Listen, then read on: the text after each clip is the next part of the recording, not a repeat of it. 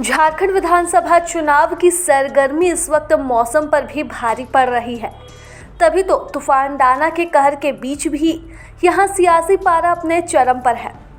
विधानसभा चुनाव को लेकर प्रत्याशियों ने पहले चरण के लिए अपना नामांकन दाखिल कर दिया।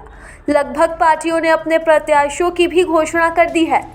इस बीच भी आरोप प्रत्यारोप का दौर जारी है। ये जंग कभी जुबानी हो रही है तो कभी सोशल मीडिया के माध्यम से लड़ी जा रही है। झारखंड सरकार में मंत्री और जामताड़ा से इंडिया गठबंधन के प्रत्याशी इरफान अंसारी भी इसी रेस में शामिल हैं। दरअसल इस बार भाजपा ने उनके सामने चुनावी मैदान में सीता सोरेन को उतारा है। सीता सोरेन परिवार की बहू है, लेकिन अपने ही परिवार से नाराज होकर उन्होंने बीजेपी का दामन थाम लिया है। ऐसे में ये लड़ाई और सीट दोनों ही झारखंड की राजनीति के लिहाज से बेहद हॉट हो गई है। हॉट टॉक का भी दौर इस सीट पर जारी है।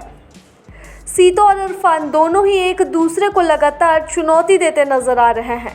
इस बीच इरफान अंसारी ने अपने सोशल मीडिया पोस्ट पर कुछ तस्वीर साझा की है। इन तस्वीरों में इरफान दिशोम गुरु शिबू सोरेन से आशीर्वाद लेते नजर आ रहे हैं। साथ ही कह रहे हैं कि शिबू सोरेन ने ये आशीर्वाद उन्हें सीता सोरेन को हराने के लिए दिया है।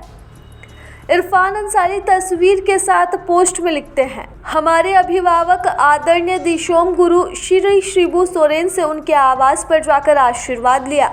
वह आगे लिखते हैं कि गुरुजी ने बड़े अंतर से जीत का आशीर्वाद देते हुए कहा कि सीता सोरेन हमारा घर छोड़ने के बाद अब तुमको हराने के लिए जामताड़ा चली गई।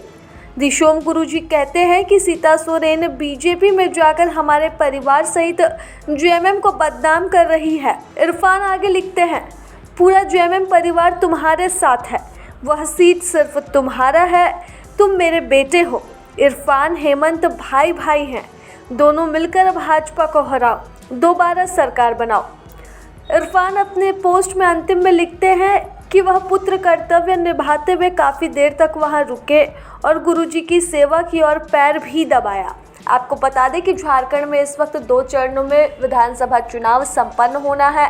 पहले चरण का चुनाव 13 नवंबर को होगा, जबकि दूसरे चरण का विधानसभा चुनाव 20 तारीख को वोटिंग होगी।